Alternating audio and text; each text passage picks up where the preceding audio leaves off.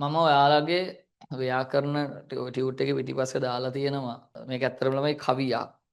සින්දුවක් කියනකට වඩා කවියක් කියන්න තමයි මම කැමති. මේ කවිය ලියන්නේ ටිම්රාන් කීර්ති.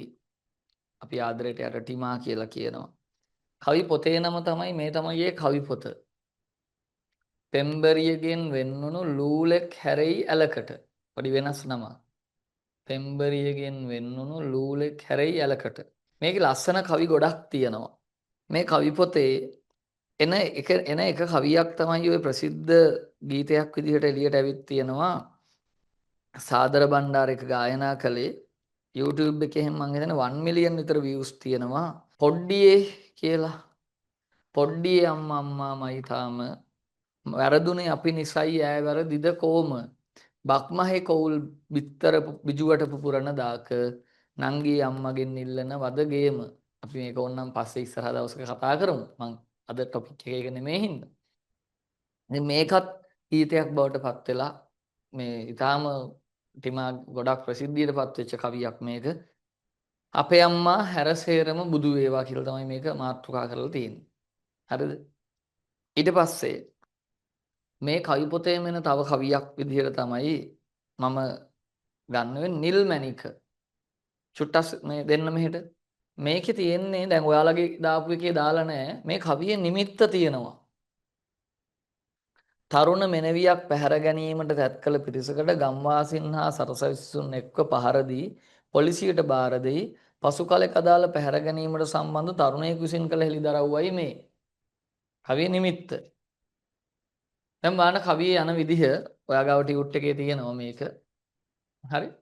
එතකොට කොහොමද තියෙන්නේ? ඉසුරු මුනි ජෝඩුවට නොදෙවිනි පෑහිලාමයි හිටියේ ඉස්සර. හරියට ඒ කියන්නේ ඒ දෙන්න කොච්චර ලං වෙලා හිටියද කියලා කියනවා නම් ඉසුරු මුනි ජෝඩුව වගේ. හරි. ඉසුරු මුනි ජෝඩුවට නොදෙවිනි. ඉසුරු මුනි පැමිණි වල කියද්දි අපේ ඔළුවේ තියෙනවනේ වෙන හැඩයක් නේ.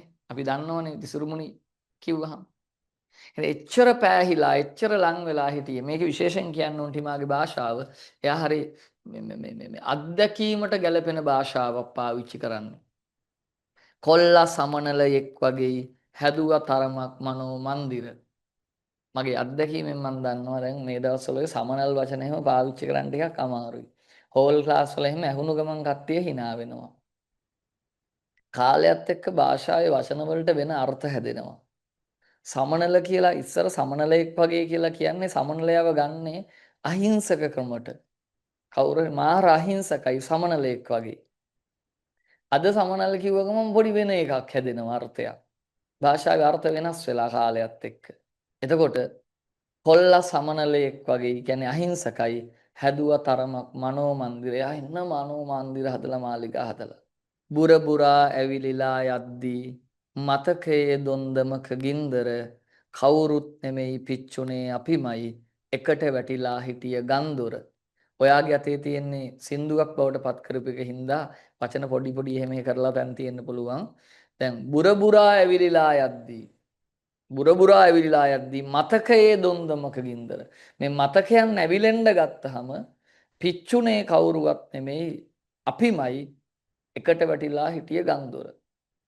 ගමේ ඌත් එක්ක එකට හිටිය අපි තමයි පිච්චුනේ. තාම තේරෙන්නේ නැහැනේ කතාව මොකද්ද මේ කියන්නේ කියලා. බලන්න කියනවා ඇත්තමයි ඒ කාලේ ඉඳලම අනුන්ටම ඉල්ලමක් පාදන ජීවිතේ දෝනා මැදින් දැක්කමයි ප්‍රේමයක් මෝරන. දැන් ඒ කතාවේ තැනකදී පෙම්වතිය කැම්පස් එකට තේරුණ සරසවිය පතලක්ද දෙයියනේ දිස්න දෙන නිල්මැණික් තෝරන ළමයි ඇත්තමයි ඒ කාලේ ඉඳලම අනුන්ටම ඉල්ලමක් පාදන කොල්ලගේ රස්සාව මැණික් ගන්න එක පතලක වැඩ කරන්නේ. ඒ කියන්නේ මැණික් ගන්න මිනිස්සු වෙන කාට හරි තමයි ඉල්ලම් පාදලා දෙන්නේ. නේ? මැණික් මුදලාලි ගිහින් මැණික් ගන්න නැහනේ. එතකොට කියනවා ජීවිතයේ දෝනා මැදින් දැක්කමයි ප්‍රේමයක්. පතල් රස්සාව කරන කොල්ලෙක් කියන්නේ පස් ගාගෙන මඩ ගාගෙන පොළොව යට ඉඳලා උඩට එන එහෙම කොල්ලෙක්. ඩෙක්සූස් ඇඳලා ඩෙනිම් ඇඳලා iPhone අතේ තියාගෙන සන්ග්ලාස් දාන් ඉන්න එකෙක් නෙමෙයි. එහෙම කොල්ලෙකුට කෙල්ලෙක්ගේ හිත යයිද?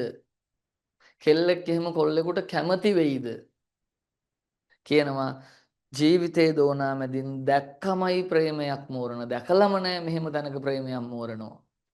ඒ කතාවේ තැනකදී පෙම්වතිය කැම්ප. එතකොට ආන් ඒ කතාවේ තමයි උන් දෙන්න තමයි අර ඉසුරු මුනි ජෝඩුව වගේ පෑහිලා ඉඳලා තියෙන්නේ කාලයක්. හරි? දැන් මේ කතාවේ මැද තැනකදී පෙම්වතිය කැම්පස් එකට තේරුණා. මේ ගෑනු ළමයා කැම්පස් එකට තේරෙනවා සරසවිය පතලක්ද දෙයියනේ දිස්නේ දෙන නිල් මැණික් තෝරන. අර පතල් භාෂාවට අදාළ දේවල් වලින් තමයි බොහෝ දේවල් ලියන්නේ. දැන් මේ ගෑනු ළමයා මේ කවිය නම් කරලා තියෙනම නිල් මැණික. ගෑනු ළමයා හරි ලස්සන ගෑනු ළමයි. නිල් මැණිකක් වගේ. දැන් මේ ගෑනු ළමයා මේ සම්බන්ධය අතරමැදදී විශ්වවිද්‍යාලයට යනවා කැම්පස් සිලෙක්ට් වෙනවා. අපි ගොඩාක් වෙලාවට අහලා තියෙනවා ඇහිලා තියෙනවා. එහෙම කාලයක් තිස්සේ ආදරය කරලා ජීවිතේ ෂෙයා කරගෙන එකට ඉඳලා ගෑනු ළමයි කැම්පස් ගියාම ඒක අනිත් පැත්තට කියන්නත් පුළුවන්. එයාලා අර ගමේ ෆෙයා එක මුල එක නතර කරනවා වගේ කතාවක්. ඇයි එහෙම වෙන්නේ ළමයි? ඒකට හේතුව මේකයි. එයා ගමේ ඉන්නේ නිකන් සීමිත වටපිටාවක සීමිත කාලයක ඉන්නේ. එයාට ලොකු අත්දැකීම් නැහැ. හැබැයි එයා විශ්වවිද්‍යාලයකට ගියාට පස්සේ ඒක විශ්වවිද්‍යාලයක්. විශ්වය ලෝකෙට අයිති එකක්. එතනදී එයාගේ අත්දැකීම් පරාසය වෙනස් වෙනවා. එයාට එයාගේ යාළුවෝ හම්බ වෙනවා. අලුත් යාළුවෝ හැදෙනවා. අලුත් සම්බන්ධතා හැදෙනවා. ඒ පරිසරයේ ඉද්දී ඒක හරි නිදහස් පරිසරයක්. විශේෂයෙන් මතක් කරනවා මම කොල්ලන්ට කෙල්ලන්ට ජීවිතයේ අවුරුදු 20 ඉඳන් 24 වගේ හොඳම කාලේ එහෙම විශ්වවිද්‍යාලයේ ගත කරන්න හම්බ වෙනවා කියන එක ඒක වෙන කෑල්ලක් ළමයි. ඒ කෑල්ල හැමෝටම හම්බ වෙන්නේ නැහැ ජීවිතේ. කැම්පස් වලට බයින තරමක් බයින කැම්පස් ගියපු නැති උන්නේ. ගියපු අයකවත්. ඔයා නිකන් හිතන්න පේරාදෙණිය විශ්වවිද්‍යාලය කියලා. ඔයා හිතන්න රුහුණු විශ්වවිද්‍යාලය කියලා. ඔයා හිතන්න කොළඹ කැම්ප් මේ ඕන විශ්වවිද්‍යාල සබරේ කියලා හිතන්න. මේ හැම විශ්වවිද්‍යාලයක්ම මාර ලස්සන තැන්වල තියෙන්නේ. හරි. එතකොට අක්කර ගානක භූමි භාගයක් මට වෙලා නැහැ ඕනනම් පෙන්වන්න පුළුවන් අපිට පේරා අනම්මනම් කැම්පස් වල ලස්සන දැකලා තියෙනවා ගිහිල්ලා තියෙනවා. එතකොට කැන්ටින් තියෙනවා සාමාන්‍ය පොඩි සහනදායි මිලකට කන්න බොන්න හම්බ වෙනවා. මාසෙකට 5000ක් විතර මහ පොළ හම්බ වෙනවා. සම වයස් කණ්ඩායමක් එක්ක ඉන්නේ හොස්ටල් එකේ හිටියත් කොල්ල 3-4 දෙනෙක් එකට ඉන්නවා. ඒක වෙන එක්ස්පීරියන්ස් යන ජීවිතේ. කොල්ලෝ කෙල්ලෝ තමන්ගේ වයසේ සම වයස් ගෑනු ළමයි 1000 2000 3000ක් දවස ගානේ S2කට ගැටෙනවා. තමන්ගේ වයසේ කොල්ලෝ ටික ඉන්නවා. ඒ ඇස්සේ අර ඉගෙනගත්ත මිනිස්සු ප්‍රොෆෙසර්ස්ලා ඇවිල්ලා විෂය කරුණු වලින් ඔළුව පුරවනවා. වැඩ තියෙනවා ඒකත් එක්ක කරන්න ඇසයින්මන්ට්ස් තියෙනවා. ඒක හැමෝටම හම්බෙන. අනිත් එක නීති නෑ. අම්මා කියන දේ අහන්න තාත්තා කියන දේ අහන්න අරවා මේවා අර ඉස්කෝලේක ඉන්නවා වගේ එහෙම එකක් නෑ. අවුරුදු 18ට වැඩි ළමයි ඉන්නේ. එයාලට ප්‍රේම කරන්න පුළුවන්. එයාලට ෆිල්ම් බලන්න යන්න පුළුවන්. මොනවද කරන්න බැරි? හරිද? දවස් 3-4 ඔන්න ට්‍රිප් යන්න පුළුවන්. ඉතින් සමහරට ගෙවල් වලින් දන්නේ නැහැ. ඉතින් මොකෝ 18ට වැඩිනේ. තමන්ගේ ජීවිතේ තමන්ට තීරණ ගන්න පුළුවන් වයසක් නේ 18ට වැඩි කියන්නේ. ඒකට රැවටෙන්නේ නැහැ එහෙම. දැන් කරන්න එපා කියන්නේ දැන් අහුවෙනවා එක එකාට. එතකොටත් අහුවෙන්න පුළුවන් 18ට වැඩි වුණා කියලා. හැබැයි තේරෙනවා ජීවිතේ දේවල්. අනිත් එක මම හැමදාම කියන්නේ කැම්පස් එකේ කවුරු හරි කොල්ලෙක් එක්ක යාළුනා කියන්නේ පිස්සුම කෙල්ලෙක් එක්ක යාළුනාත් ඌ කවදා හරි උපාධිධාරියෙක්. මෙඩිකල් ෆැකල්ටියේ පිස්සුම කෙල්ලෙක්වත් එක්ක යාළුනාත් ඌ කවදා හරි ડોක්ටර් කෙනෙක්. ඉංජිනේරිං ෆැකල්ටි ඌ කවදා හරි ඉංජිනේරුවෙක්. ලේසියෙන් කැම්පස් එකට ගිය කෙනෙක්ගේ ඩිග්‍රිය නැති වෙන්නේ නැහැ. ලේසියෙන් නැති වෙන්නේ නැහැ. එයාක් ගොඩ දානවා. දැන් එයාට ඒ සමාජ පරිසරයේ ඉද්දී අර ගමේ ෆෙයා එකක් තිබ්බනම් එයාට හිතෙනවා අර හැමතැනම ඉන්නේ කපල් ඉන්නේ විශ්වවිද්‍යාලය තුල සමහරලාවට. හරිද? බත් කවනවා පේනවා අපිට කැන්ටින් එකට ගියාම නෝට් ලියනවා දෙන්නත් එක්ක එකතු වෙලා ලැප්ටොප් එකක් දිග අරගෙන දෙන්නෙක් මොහා කරේ අසයින්මන්ට් එකක් කරනවා. මහන්සි දුනොත් ගෑන් ළමයාගේ උරහිසෙන් කොල්ලා ඔළුවත් ඌන සාමාන්‍ය දේවල් කැම්පස් එකක. හරිද? දැන් ඔය ඔක්කොම ටික බලාගෙන ගමේ කොල්ලා ඉන්න කෙල්ලෙක් ඉන්නවා කියන්න ඕන තරම් හිතෙනවනේ එයා මෙහෙ හිටියනම් කියලා. මෙයා ඇහැට කනට පේන කෙනෙක් නම් කී දෙනෙක් පස්සෙන් එනවත් ඇද්ද යාළු වෙන්නත් අහනවද? දැන් දරාගෙන අවුරුදු 4ක් ඉන්නවා කියන එක ලේසියෙන් කෙනෙකුට කරන්න පුළුවන් යන්නේ නෙමෙයි. හරිද? පුළුවන්. ඒ කෙනා මාර කෙනෙක් වෙන්න ඕනේ. ඒ ඔක්කොම එහෙම ගෑල්ලම ඉන්නවෑ. එහෙමයි ඉන්නවා. කොල්ලොත් ඉන්නවා. දීර්ඝව සාකච්ඡා කරන්න වෙලා නැහැ. එතකොට එක එයා මාර්ග හැබැයි අරය කරන්නේ පතල් රස්සාව. පොඩි එහෙම පත විශ්වවිද්‍යාලෙක ගිහින් උපාධියක් කරන් ග්‍රැජුවේට් වෙලා එහෙම කෙනෙක් පතලක ඉන්න කෙනෙක් කසාද බඳීද? වගේ ප්‍රශ්න ටිකක් ඔන්න එතකොට එයාට ජීවිතේ තේරෙනකොට එයාට හිතෙනවා මේක හරියන්නේ නැහැ. එහෙම මොකක් හරි එකක් ඇතුලේ මෙයා එපෑක නවත්තනවා. නැවැත්තුවාට පස්සේ දැන් කොල්ලයි පෑ ඇවිලෙන්න ඌත් එක්ක එකට ඉන්න කොල්ලෝ ටිකත් මේ ගින්නට අහු වෙනවා. මොකද වෙන්නේ? දඬු මොනර නැති කර කටක නැති අපි බොහොම දුප්පත් පතල් හාරන හයර් කරගෙන වෑන් කට්ටක් ගමෙන් ආවේ මහ පාන්දර එක ඇහිල්ලක් හරි කමක් නෑ දෙන්නගේ ඇස් එකට ලං කර සතුටු කඳුලක්වත් දකින්නයි කිඳුරෙකුගේ මලගමට ඉස්සර දැන් මේ එෆයා එක නතර වුණා කියලා දැනගත්තම මූ තනිකර පිස්සුවක් නටනවා කන්නේ නෑ බොන්නේ නෑ මැරෙන්න හදනවා යාළුවෝ ටික පිච්චෙනවා බුරබුරා ඇවිලිලා යද්දී මතකේ දොන්දමකින්ද ඇත්ත යාළුවෝ නම් කොල්ලෝ කියන උන් හරි යාළුවෝ වෙනුවෙන් කරන්න නැති දෙයක් නැහැ හැම කොල්ලෙක්ගෙම වගේ ජීවිතේ ඔයා තාම අවුරුදු 15ක් විතර නම් ඔයාට තාම නැතුවයි දැන්ටත් තියෙන්නත් පුළුවන් 20 25 20 34 ඉන්න කොල්ලෙක් නම් 98%ක්වත් අඩුම ගානේ හැම කොල්ලෙක්ගෙම ජීවිතේ තියෙනවා තමන් අතිශය උදව් කරලා තමන්ට වරද්දපු යාළුවෙක් ගැන ඉතිහාසයක්. හරි. නොකල යුතු දේවල් පවා කරලා දීලා අතිශය උදව් කරලා හැබැයි තමන්ගේ ඒ විශ්වාසයේ බිඳපු යාළුවෙක් ගැන අතීතයක් බොහෝ යාළුවන්ට තියෙනවා. හැබැයි කොල්ලෝ එහෙම තමයි. කොල්ලෝ යාළුව වෙනුවෙන් කරනවා සීමාවක් නැතුව දේවල් කරනවා. හරිද? කොල්ලෝ ප්‍රමාණ පාඩම් ඉගෙන ගන්නෙත් නැහැ. එහෙනම් මං දන්නේ ගෑනු ළමයිට එහෙම එච්චර ළඟ යාළුවෝ සම්බන්ධ රිලේෂන්ෂිප් හැදෙන්නේ නැහැ මොනවා හරි ඇතුලේ. ඒවට පොඩි මනෝවිද්‍යාත්මක හේතු තියෙනවා ඒවා කිය ඉන්න වෙලා නැහැ. හරිද? එතකොට මොකද වෙන්නේ? අර යාළුවෝ ටිකක් පිච්චෙනවනේ. දැන් මට මේක ඊගාව තැනදී ඕනනම් කියන්න පුළුවන් දැම්ම කියන්න පුළුවන්. දඬු මොනර නැහැ, බයික් නැහැ, මොකුත් නැහැ. වෑන් කට්ටක් හයර් කරගෙන කොල්ලෝ ටික දැන් කෙල්ල ඉන්නේ කැම්පස් එකේ එක ඇහිල්ලක් හරි කමන්නේ දෙන්නගේ ඇස් එකට දෙන්නව පොඩ්ඩක් එක මොහොතකට හරි මුණ ගස්සන්න ඕන කියලා කල්පනා කරලා කිඳුරෙකුගේ මලගමට කිඳුරා කියන්නේ සිම්බල් එකක්. කිඳුරෙක් ජීවිත කාලෙම ආදරය කරන්න එක්කෙනෙකුට විතරයි. හංසයත් එහෙම තමයි. එයාලගේ හරි පාරිශුද්ධ බැඳීම් තියෙන්නේ. මේ කිඳුරෙක් වගේ ලව් කරලා තියෙන්නේ. මැරෙන්න හදනවා මේ කියලා නැති හින්දා යාළුවෝ ටික කල්පනා කරනවා එක පාරක් හරි මුණ ගස්සන්න ඕන කියලා. මොකද වෙන්නේ? යමන්නන් ගියේ එක වතාවක් බලාපන් කොල්ලගේ ඇස් දෙක ඇවිත් හුස්මක් පිඹලා ඵලයන් වෙන දෙයක් නෑ උඹෙන් ඉල්ලන. මොකද වෙන්නේ? මේ කොල්ලෝ ටික වෑන් කට්ටක් හයර් එකට අරන් කැම්පස් එකකින් කැම්පස් එක කැලණි කැම්පස් එක. හරිද? කැම්පස් එකට ගිහිල්ලා මේ කෙල්ලගේ අතින් අදිනවා වරෙන් යන්න අරු වෑන් එකේ වචනයක් කතා කරලා හිත හදලා ඵලයන්. එච්චරයි අපි කරපු මැරකම තප්පරයකුත් නෑ ගියේ. ඇඟ පුරා දඬු මුගුරු වැදුනා ඊට පස්සේ පොලිසියේ. විශ්වවිද්‍යාල කියන්නේ වෙනම තැනක්. ඒක වෙනම උපසංස්කෘතියක්. ඕන නිකන් මුදා නොගත් කලාපයක් වගේ. කාටවත් පිටින් ගිහින් එක එක ඒවා කරන්න බෑ. හැබැයි මේ වැරද්ද කෙල්ලගේ කෙල්ලන්ට පුළුවන්. අර මට මතක් වෙනවා ඔය කවි කීර්ති හාමුදුරුවෝ ලියපු අසංගට ලියපු සින්දුවක් තියෙනවනේ. ඒ සින්දුව එක තැනක තියෙනවා ලස්සන පද ටිකක් තියෙනවා මේ කඳුළු බින්දු දෙක තුනවත් ඔයා තියාගන්න. ඉඳ හිට හෝ ඔබට ඉතින් මාව මතක් වෙන්න. රෑ දහවල් පෙරුම් පිරූ තරම් ඔබේ වෙන්න. සංසාරෙම මට මදි වෙයි ඔබට කියා දෙන්න. හොයලා අහලා බලන්න ලස්සන සින්දුවක්. ඒක එක තැනක තියෙනවා. හරි. මේ ගහකොළ පවා දන්න ඔබෙයි මගේ සුවඳ. ඔබට නොහැඟෙන එක ගැනමයි මට පුදුම. එකත් වෙන දැනන වචනයක්. ඒකම තව තැනක තියෙනවා වර්ස් එකේ. අඩියක්වත් මානමැතුව යන්නට බැරි ඔබට පුළුවන් වුණ හැටි පුදුමයි මා මගේ හැර යන්න. මට හිතා ගන්න බෑ හාමුදුරුවෝ කොහොමද මේවා ලියන්නේ කියලා. අඩියක්වත් මානු මැතුව යන්නට බැරි ඔබට. ඒ කියන්නේ FI එක තියෙන කාලේ ඉඳලා තියෙන්නේ එහෙම.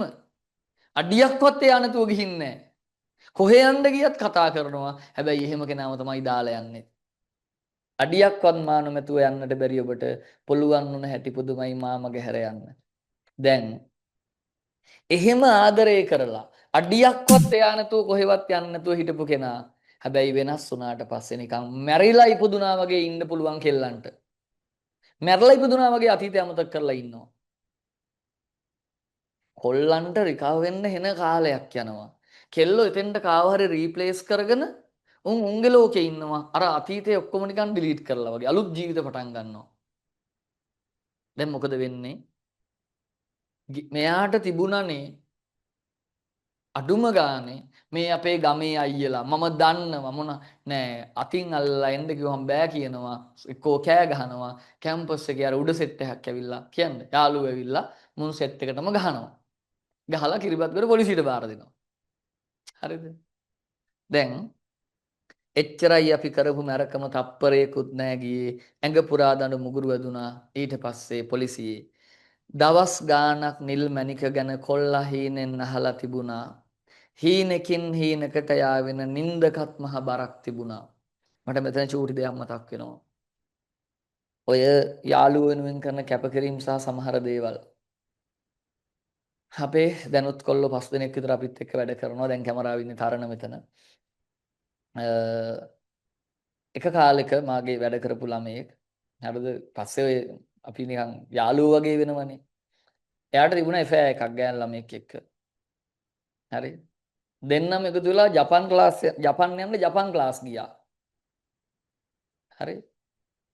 ඊට පස්සේ මොකද වෙන්නේ? එන ආදරෙන් හිටියා එන ආදරෙන් දෙන්න. ඒ ගෑනු ළමයාට වෑන් එකක් තිබ්බා. මොකද වෑන් එක? ඩොල්ෆින් එකක්ද? KDH එකක්. KDH එකක් තිබ්බා. මේ කෙල්ලට ඩ්‍රයිවිං පුළුවන්. කෙල්ල ඇවිල්ලා ගෙදර ගේට් එක ළඟ වෑන් එක නවත්තලා හෝන් ගහනවා. එතකොට තමයි කොල්ලා ගිහින් වෑන් එක යන්නේ. අන්න ගෑනු ළමයි පිළි ළමයි. හරිද? එහෙම කෙල්ලෙක් යාළු කරගන්න. එහෙම හිටියේ. ඉතින් දැන් ඒතකොට ගමක් දැනගන්නවනේ මේ ෆෙයා එක ගැන. ඊට පස්සේ කොල්ලා මේ කෙල්ලගේ ડોකියුමන්ට් වැඩවලට එහෙ මෙහෙ ගිහින් ડોකියුමන්ට් වැඩ කරලා දීලා ඔක්කොම කරලා අන්තිමට කෙල්ලට දැන් මට මතකයි අපි ඒ දවස්වල මොකක් හරි ට්‍රිප් එකක් දාන් ගියා ට්‍රින්කෝ යන්න. මූ කියලා තිබුණා අපිට සර් යන්න කලින් රුවන්වැලි සෑයට පොඩ්ඩක් යන්න ඕනේ බාරයක් වුණා අපි දෙන්නට වීසා આવුත් කියලා. ඒ බාරය ඔප්පු කරන්න යන් අපි ඒ ගමන්ම එතකොට වීසා විත්තියයි වගේ එකක්. හරි අටපිරිකර දෙයක් රුවන්වැලි සෑයට පූජා කරන්න. ඊට පස්සේ ගෑන් ළමයට වීසා ආවා. කොල්ලට වීසා ආවේ නැහැ. හරිද? දැන් අර කැම්පස් යනවා වගේම තමයි. සතියයි ගෑන් ළමයා FI එක නැවැත්තුවා. FI එක නවත්තද්දි නිකනුත් නෙවෙයි මට අර මතකයි මේ මොනාරි පොඩි අර සාප කරනවා වගේ නිකන් උඹට වීසා එන්නේ නැහැ වගේ මොනා හරි කියලා ඌට එන ජපන් පිස්සුවක් තිබුණා. ආස්සේ මූ පිස්සුවක් නටන්න ගත්තා. හරිද? මාර පිස්සුවක්. ඊට පස්සේ ඔය අපේ ඔය සමහර හිටපු අයගේ ෆෝන් වලිනුත් ඒ ගෑන් ළමයට කතා කරලා තිබ්බා. පස්සේ එක දවසක් ඒ ගෑන් ළමගේ තාත්තා කතා කරලා මූට තර්ජනය කරලා තිබ්බා. ආයේ කතා කරන්න එපා, කරදර කරන්න එපා. කතා කරපුවම තාත්තට කොහෙද දීලා ෆෝන් එක. එහෙම තමයි වෙනස් වුනහම. අර එහෙම ඉඳලා. ඊට පස්සේ මොකද වෙන්නේ? දැන් මට මතකයි අපේ සෙට් එකේ ඉන්නෝනේ මේ චතුරංගයේ ડોක්ටර් චතුරංගයේ පන්ති ඉන්න ළමයි ඇති. මල්ලි කියලානේ මං කියන්නේ. අපිට කතා කරලා සර් මට මතකයි අම්මා කතා කරා යාගේ මට දවසක් ඇවිල්ලා සර් චුට්ටක් පුළුවන් නම් බලන්න කියලා. මං ගිහින් කතා කරන සර් මට මාසෙකින් නිින්ද ගිහින් නැහැ කිව්වා. රැට නිින්ද යන්නේ නැහැ කියනවා. පස්සේ අම්මත් එක්ක කතා කරද්දී අම්මා කියනවා අම්මා ගිහින් පාන්දර අම්මලානේ විඳවන්නේ මුන් පිස්සු කෙලියාම. දොරෙද්ද මෑත බලහම අම්මට පේනවලු ඇඟ නිකන් ගැහි තියෙනවා. ඒක දලස් ගාලා හැරෙනවා. උගෙන් ඇහුවාම කියනවා නිින්ද යාගෙන එද්දී හීනෙන් ගේට් එක ළඟ හෝන් ගහනවා හැනවලු වෑන් එක. ආදරය කරද්දි සීමා තියන් ආදරය කරන්න. කවදා හරි දාලා යන්න පුළුවන් කියලා දැනගෙන ආදරය කරන්න. ඕනවට වඩා ඕවර් ලිමිට් ආදරය කරලා ඒව නැති වුනහම දරා ගන්න බෑ. මේ කියන්නේ හීනකින් හීනකට යාවෙන නින්දකත් මහ බරක් තිබුණා. හරි. ඔයා අර යාළුවෝ ටික පිච්චෙනවා කියන එකේදී මම සමහර දවස්වලට ක්ලාස් හැරලා එහෙ යනවා. පස්සේ අර ડોක්ටර් මල්ලි ඌ ඒ දවස්වල වතුවිල්ල හොස්පිටල් වල හිටියේ ප්‍රයිවට් එකක් කරා. ඒ ඉවර වෙලා එයා යනවා බයික් එකේ එහෙ. තාපොඩේ නමත් කියනවා මට. හරිද? පස්සේ සමහර මට කෝල් කරනවා. අයියෝ ඔයා අදාර පැත්තේ ගියාද? මට යන්න බැරුණා මල්ලි මං ක්ලාස්. එහෙනම් මං පොඩ්ඩක් ඔළුව දාලා එන්න. අපේ වැඩ කරන කසුන් ඉන්නවා. කසුන් එක්ක බයික් එකේ යනවා. කසුන් පහුවදා වැඩට ආවහම නිදිමත යනවා ඇයි කියලා. සර් ඊයේ එහෙන් යද්දි පාන්දර 5යි. එළි වෙනකන් එළියටලා අපි දෙන්න කතා කර කර හිටියා. මූ මට එන්න දුන්නේ. අර වටේ ඉන්න යාළුවෝ ඔක්කොම මේ ගින්නට අහු වෙනවා පිච්චෙනවා. හරි. හැබැයි පස්සේ මේකේ හොඳම වැඩේ තමයි පස්සේ අපි ඌව කොහොම හරි ගොඩ ගත්තා. ඊගාව වටේ මූට වීසා ආවා. මූ ජපන් ගියා. ජපන් යද්දිත් එයාට වෙන කොල්ලෙක් ඉන්නවා. හරිද? හැබැයි ඒ ෆෙයා එක මොහක් හරි වෙලා පස්සේ එයාලගේ තාත්තම කතා කරලා මෙයාට කියලා පුතේ දුව චුට්ටක් පුළුවන් නම් බලන්න කියලා. ජීවිතේව හරි දෛවෝපගත සිද්ධිය. අපි ගොම් බාය නම් ඔකට කරගහන්න එපා. හරිද? පාඩුවේ ඉඳන් පිස්සු කෙලින්න නැතුව කියලා. දැන් හීනකින් හීනකට යාවෙන නින්දකත් මහ බරක් තිබුණා. දිනක් ඉරපා යන්න ඉස්සර මණික් ගඟ හැරිලා තිබුණා. ගන්ධියේ එක්තරා තැනකදී හංසයෙකු තටු හලා තිබුණා. මං හරි ආසයි ටිමාමේ ලියන භාෂාවට. හරි. දිනක් ඉර පායන්න ඉස්සර මණික් ගඟ හැරිලා තිබුණා. මණික් ගඟ හැරිලා මොකද්ද ලියන්නේ? එහෙනම් මණික් ගඟට පැනලා ගන්ධියේ එක්තරා තැනකදී හංසයෙක් තටු හලා තිබුණා. පුතේ හංසය ප්‍රේමයේ සිම්බල් එකක් විදිහට පාවිච්චි කරනවා සංකේතයක්. හංසයා ජීවිත කාලේ ආදරය කරන්න එක්කෙනෙකුට විතරයි එයාගේ හංස දෙනුව මරනොත් එක්කෝ පපුව පැල්ලලා මැරෙනවා කියනවා. නැත්නම් එයා ජීවිත කාලෙම තනියෙන් ඉන්නවා කියලා කියනවා. අර වෙඩින් කාඩ් වල මොකද මගුල් පෝරුව යෝ ඇනිවර්සරි වලට හංස පූට්ටු ෂෙයා කරගෙන ඒ පාරිශුද්ධ ප්‍රේමය එෆයා 3ක් 4ක් කරලා 4 වෙනි එක දාන් ගියාට පස්සේ 5 වෙනි එක යාළුලා එයාටත් හංසෙක් තෑගි දෙන්න එපා. හංසයත් පව්. හරිද? ඉතින් මගේ මේක නොකිය කියනවා මේ කොල්ල අන්තිමට සූසයිඩ් කරගෙන. මං ටීමා එක කතා කරලා තිනවා මේ ගැන. මේ ඇත්ත සිද්ධියකින් ලියපු එකක මං කිව්වේ කැලණි කැම්පස් එක කිරිබත්ගොඩ පොලිසියට බාර දෙන්න. එහෙම සිදුවීමක් එක තමයි මේක ලියන්නේ. පරිකල්පනීය කාරණා කවිය තුල ඇති. පස්සේ කාලෙක ඔය සංජීව ලෝන්ලියස් හරි ඒ දවස්වල ඇත්තටම සංජීව ප්‍රසිද්ධ නැහැ. අපි ටිමාලා ගෙදර ඉස්සරහ කාමරේ තියෙන මේ විෂුවල් එකේ පටන් ගද්දි මේ කාමරේ පේනවා ඔයාට. අපි ඔය සෙට් කළා එහෙම සින්දු කියලා තියෙන ෆෝන් එකේම තාම සමහර වීඩියෝ තියෙනවා. ප්‍රපිට කවරේ ආවට පස්සේ මේ ජනප්‍රිය වෙන්නේ සංජීව. එතකොට මේක පස්සේ සංජීව විසින් ගීතයක් විදිහට ගායනා කරනවා. ඉතින් දැන් කවිය සින්දුවක් වෙලා අහන්න පුළුවන්. හැබැයි මට අවසාන වශයෙන් කියන්න තියෙන්නේ කවදා හරි දවසක අපි ආදරය කරලා අපිව දාලා ගියපු කෙනෙක් අපිව දාලා නම් යන්නේ අපිව ප්‍රතික්ෂේප කරලා නම් යන්නේ. එහෙම කෙනෙක් වෙනුවෙන් අපි මැරෙන්න ඕනේද? එහෙම මැරෙන ලෙවල් එකකින් නැති වුණොත් මැරෙන ලෙවල් එකකින් කවදාවත් කාටවත් ආදරය කරන්න එපා. මොකද අපිට ආදරය කරන මිනිස්සු ගොඩක් අපි වටේ ඉන්නවා. මගේ නම් තර්කය ඒ දාලා ගියපු කෙනාට පේන්න ලස්සන ජීවිතයක් ගත කරන්න. හිතියට වඩා ලස්සනට ඉඳලා පෙන්න. අනුකම්පාව හොයන්න එපා ආදරය ඇතුලේ. මොකටද? බීලා කොණ්ඩේ කපන්නේ නැහැ, රැවුල කපන්නේ නැහැ, පිළිවෙලකට අඳින්නේ නැහැ. හරිද? ඒ කියන්නේ ඒ ගමන් අර එයා විඳවනවා කියලා අනිත් පාර්ශවයට පෙන්වන්න හදනවා. කොහෙන්ද ආවෙව්වා? හින්දි ෆිල්ම් බලලා. බොළඳ නවකතා කියවලා. එපා. හිටියට වඩා ලස්සනට ඉඳලා පෙන්නහන්. කවදරියේ දාලා ගියපු එක්කෙනාට හිතෙන්ද අපරාධේ මට එයත් එක්ක ඉන්න තිබුණානේ කියලා. හරි? නිසා මම පුද්ගලිකව සින්දුව කවිය හොඳයි. හැබැයි අර ඒ වෙච්ච සිදුවීම ලිව්වා වෙන්න පුළුවන්. ප්‍රේමය තුලේ සූසයිඩ් කරගන්න එක කිසිසේත්ම වටින දෙයක් නෙමෙයි. අපි සින්දුව අහලා පාඩමට එනවා අපව.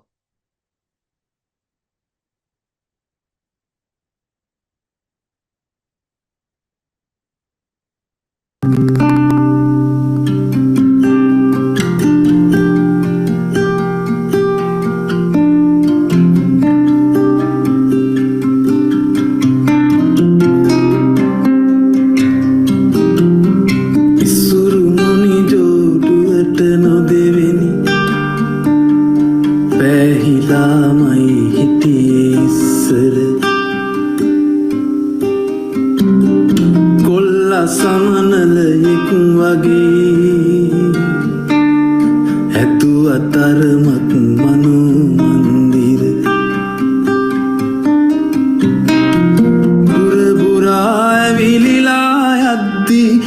මලකයේ දොන්දමක ගින්දර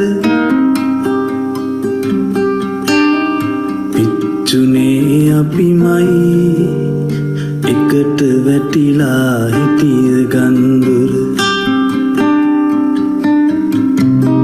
පිච්චුනේ අපිමයි එකට වැටිලා හිටිය ගන්දුර ඇත්තමයි ඒ කාලේ ඉඳලම අනුන්ටම ඉල්ලමක් පාදන ජීවිතේ දෝනාමැදින් දැක්කමයි ප්‍රේමයක් මෝරන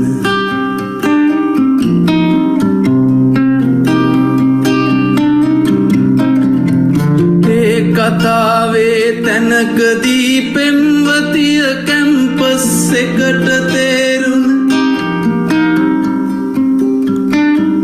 සරසවිය පතලක්ද දෙයනේ දිස්නේ දෙන නිල් මැණික් තෝරන සරසවිය පතලක්ද දෙයනේ දිස්නේ දෙන නිල් මැණික් තෝරන දඬු මොඬර නැති කර් කටක නැති අපි බොහොම දුප්පත් පතල් හාරන හයර් කරගෙන වෑන් කට්ටක් ගමෙන් ආවේ මහපාන්දර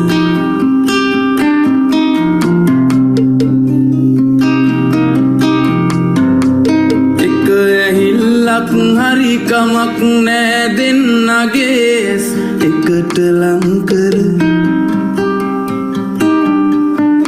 සතුටු කඳුලක් වත් දකින්නයි කිඳුරෙකුගේ මලකමට ඉස්සර සතුටු කඳුලක් වත් දකින්නයි කිඳුරෙකුගේ මලකමට ඉස්සර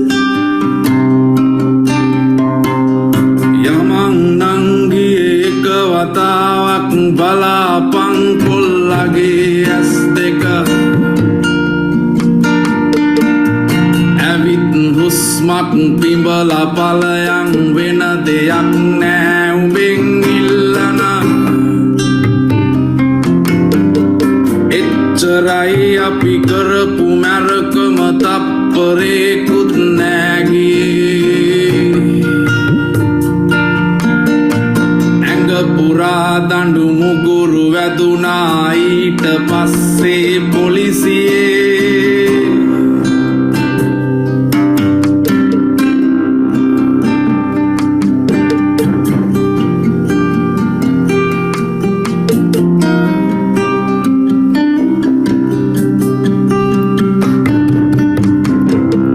දවස් ගානක් නිල් මැණික ගැන කොල්ලා හීනෙන් අහලා තිබුණා හීනෙකින් හීනෙකට ආවෙන නින්දකත් මහ බරක් තිබුණා දිනක් ඉර පායන්ද ඉස්සර මැණික් ගඟ ඇහැරිලා හිටියා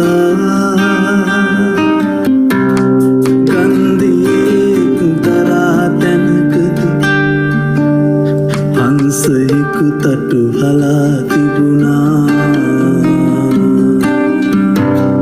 ගන්ධියෙක් තරා තැනකදී හංසයෙකු තටු හලා තිබුණා ගන්ධියෙක් තරා තැනකදී හංසයෙකු තට්ටු හලා තිබුණා